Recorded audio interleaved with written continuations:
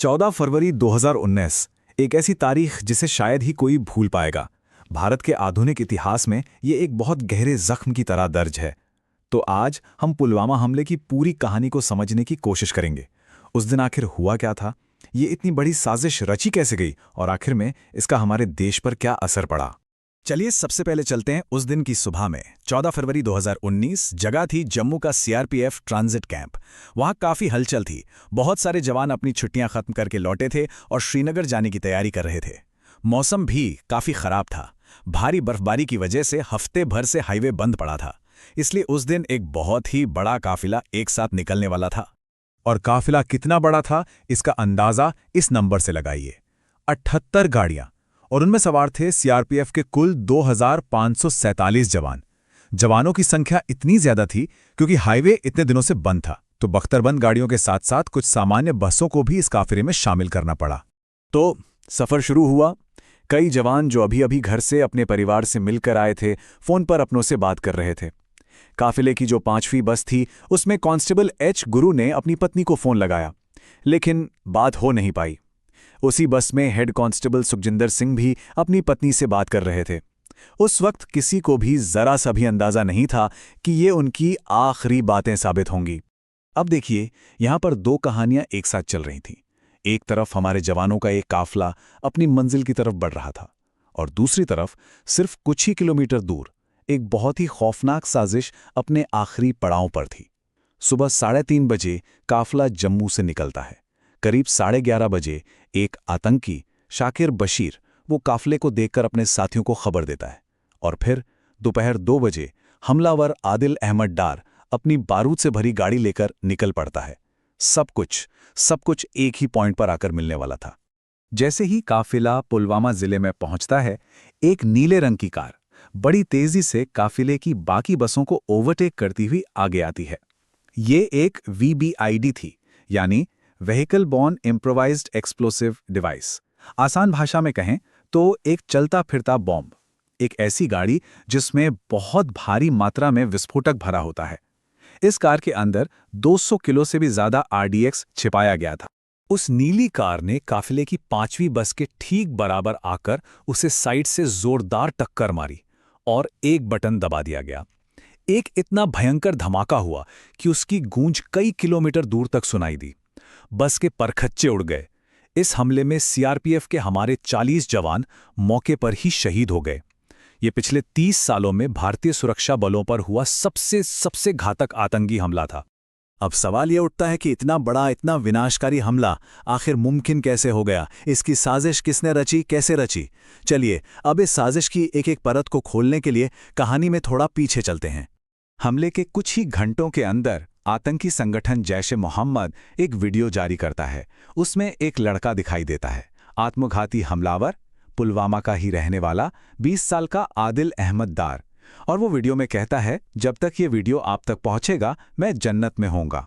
तो ये आदिल डार था कौन? देखिए, वो पहले पत्थरबाजी में शामिल एक गुमराह नौजवान माना जाता था। 2016 में बुरहान वानी की मौत के बाद जो प्रदर्शन हुए, उसमें पुलिस की गोली से वो घायल भी हुआ। फिर मार्च 2018 में एक दिन वो अपनी साइकिल पर घर से निकला और फिर कभी वापस नहीं लौटा। उसने जैश-ए-मोहम्मद ज्वाइन कर लिया था, और वहां एक बहुत खास मिशन के लिए उसकी मुलाकात इदरीस नाम के एक आईडी एक्सपर्ट से करवाई गई। इस हमले की प्लानिंग कोई जल्दबाजी में नहीं हुई थी। बहुत ही बारीकी से हफ्तों तक आतंकियों ने हाईवे पर सुरक्षा बलों की हर एक हरकत पर नजर रखी। उन्होंने ये तक नोट कर लिया था कि अच्छा, सामान नीले ट्रकों में जाता है, जवान नीली बसों में सफर करते हैं, और जो सीनियर अफसर हैं वो सफेद जीपों का इस्तेमाल करते हैं। इसी खुफिया जानकारी के आधार पर उन्होंने अपने टारगेट को चुना था। पर ये जो जानलेवा हथियार था, जो वीबीआईडी था, उसे पूरी तरह से भारत की जमीन पर ही तैयार किया गया था। सबसे पहले एक कार खरीदी गई जिसमें बड़े बड़े कंटेनर फिट हो सकें। फिर पाकिस्तान से छोटी छोटी खेप में आरडीएक्स स्मगल करके लाया गया। 2 अलग अलग आईडीज बनाए गए। उन्हें कार की बीच वाली सीट हटाकर फिट किया गया और डेटोनेटर का स्विच स्टीयरिंग व्हील के ठीक पास लगा दिया गया। जाहिर है, इस हमले ने पूरे देश को झकझोर कर रख दिया। हर तरफ सिर्फ गुस्सा और तुक की लहर थी। भारत सरकार पर तुरंत और कड़ी से कड़ी कार्यवाही करने का बहुत भारी दबाव था, और इसका जवाब कई मोर्चों पर दिया गया। जिसकी शुरुआत हुई कूटनीतिक और आर्थिक कदमों से। तो भारत ने सबसे पहले क्या किया? पाकिस्तान से मोस्ट फेवर्ड नेशन का दर्जा छीन लिया। वहां से आने वाले सारे सामान पर कस्टम ड्यूटी को बढ़ाकर सीधा 200% कर दिया। पूरी दुनिया में पाकिस्तान को अलग थलग करने के लिए एक बड़ा डिप्लोमेटिक कैंपेन चलाया गया और यह भी पक्का किया गया कि वो FATF के ग्रे लिस्ट से बाहर ना निकल पाएं। लेकिन सबसे बड़ा और अहम सवाल था भारत के सैन्य जवाब का, और वो जवाब मिला हमले के ठीक 12 दिन बाद, 26 फरवरी 2019 को। ऑपरेशन का कोड नेम था ऑपरेशन बंदर। भारतीय वायुसेना के 12 मिराज 2000 लड़ाकू विमानों ने रात के अंधेरे में सीमा पार की और पाकिस्तान के बालाकोट, मुजफ्फराबाद और चखौटी में जैश ए मोहम्मद के आतंकी ठिकानों पर करीब 1000 किलो लेजर गाइडेड बम गिराए। अगले ही दिन यानी 27 फरवरी को पाकिस्तानी वायुसेना ने जवाबी कार्रवाई की कोशिश की। इसके बाद हवा में दोनों देशों के विमानों के बीच एक झड़प हुई, एक डॉग फाइट। इसी दौरान विंग कमांडर अभिनंदन वर्धमान ने पाकिस्तान के एक F-16 फाइटर जेट को तो मार गिराया, लेकिन उनका MiG-21 विमान भी डैमेज हो गया।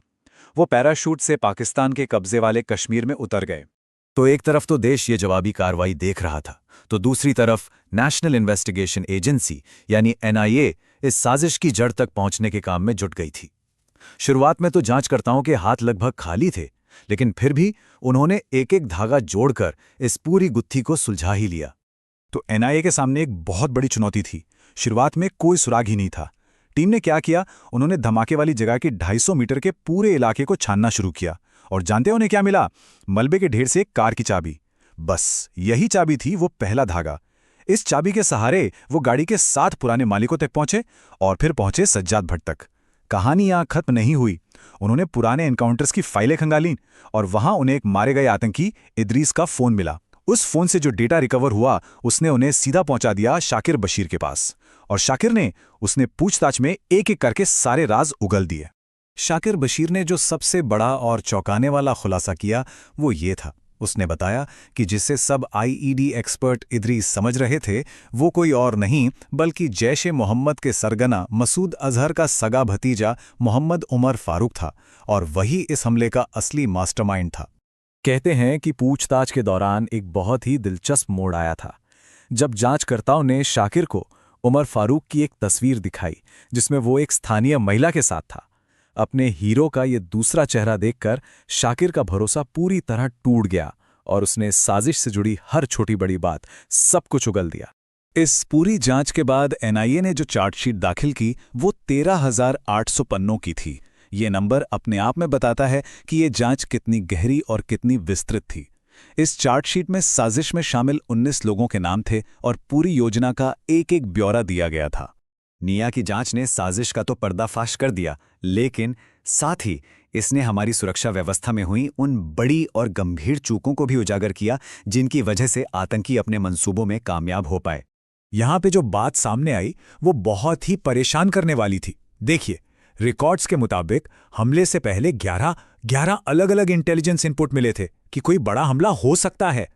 24 जनवरी को तो CID ने साफ साफ चेतावनी दी थी कि इलाके में विदेशी आतंकी मौजूद हैं। और तो और हमले से सिर्फ 2 दिन पहले जैश ए मोहम्मद ने अफगानिस्तान में हुए बिल्कुल ऐसे ही एक हमले का वीडियो जारी किया था। एक तरह से वो धमकी दे रहे थे। लेकिन इन सब के बावजूद काफिले के रास्ते पर जो आम गाड़ियां थी उनकी कोई सख्त चेकिंग नहीं हो रही थी।